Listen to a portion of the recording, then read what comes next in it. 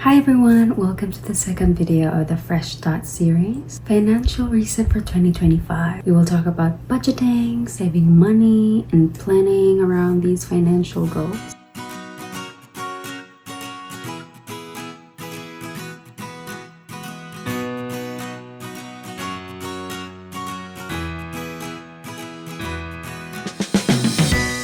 And a disclaimer, I am not an expert in financial management. I will just be sharing what worked for me that might help you out as well. This video is highly influenced by my favorite podcast, The Broke Generation by Emma. Definitely give her a listen if you're interested with managing your finances without making it too complicated or hard to understand. She really helped me big time. So grab your pen and paper or however you want to do it and do this with me. Before I start the financial reset, I review my finances first. I look at my bank accounts, my debts, my expenses, my savings. Knowing where your money is going is key to making changes. Now, you don't have to be rich to be smart with money. I am just a regular salary-based employee and I'm doing this to learn living within my means. However, I acknowledge that I'm privileged enough to not pay rent or mortgage. Since we're living in Shane's family house, we'd rather save money for our own house in the future than pay for rent, you know? In addition to that, I'm also blessed that the household that I'm living in is peaceful and full of love. So it's a healthy place to live in. You know, not many in-laws are blessed to have that kind of household that they live in. So I'm really blessed and I really acknowledge that. We would also rather be with Shane's family once, you know, in God's time that we will have our first child, because we would really need all the help that we can get. It's also something that they have expected as well when I moved in, for me to live with them first and maybe until we have our child. So, you know, I will have all the guidance and assistance and just the support that I would need, Shane and I would need. Now for the actual reviewing of the finances, I follow the guide Lilac, created by Emma from the Broke Generation, and I think it's really good in terms of evaluating your finances, or even reflection in general. It's really good. So that's L for leave, I for improve, L for learned, A for achieved,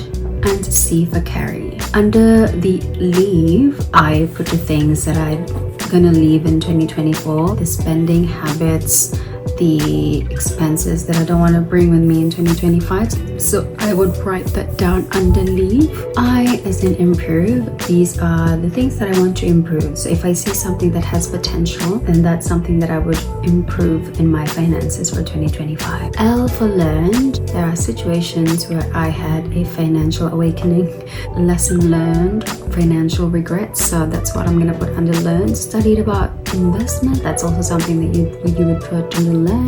A for achieved. These are the financial goals that you have achieved from last year, something that you're proud of yourself relating to finances. You also listed there. Lastly, C for carry. So what will you carry with you for the year of 2025? So attitude, habits, mindset will you be carrying with you in the year 2025, or what routine will you keep doing for 2025? So you'll put that under carry. There are also helpful questions that would help you in reviewing your finances. Questions like what went wrong from the last year, what went right in the last year in terms of finances. Was there a time when you spent a huge amount of money and that was unexpected, that really, ruined your budget? Was there a moment like that? You also write it down. Were you able to stick with your budget, and was that budget really working for you? Do you have cushion or emergency funds? Were you able to reward yourself for doing a great job?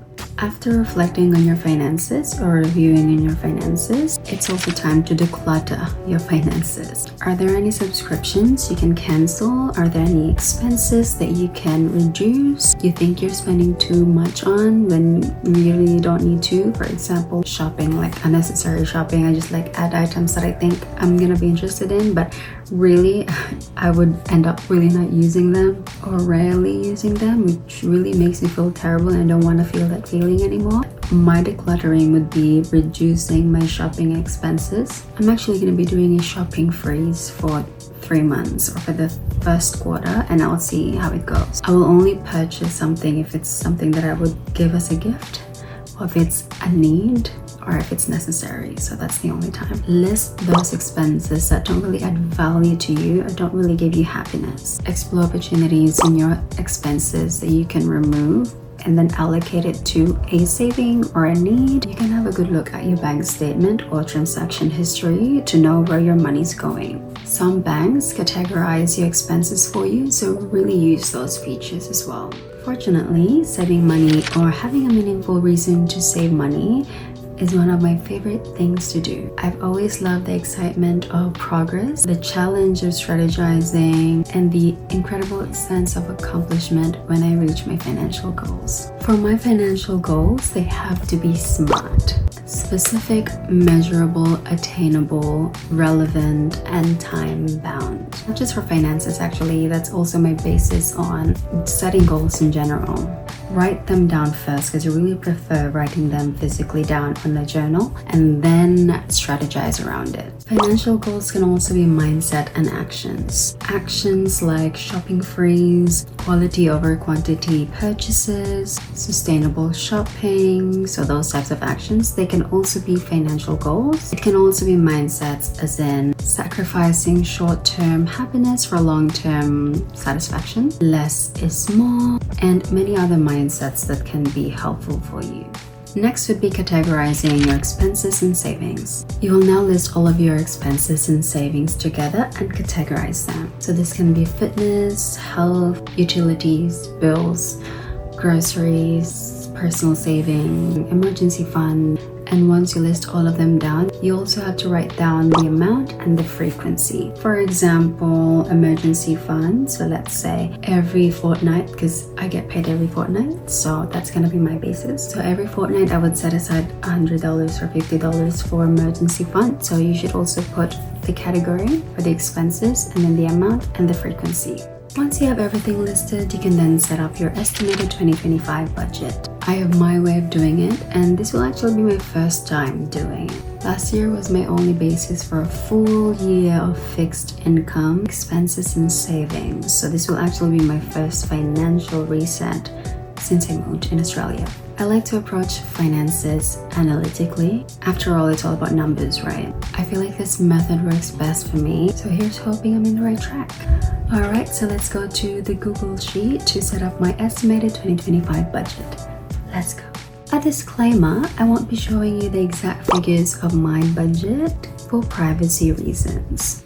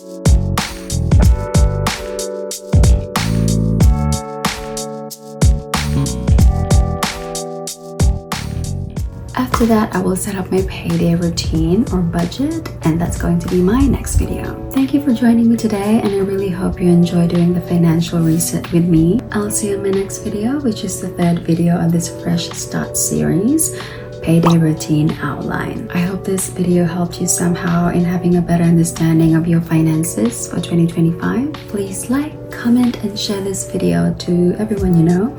See you in my next video. Bye!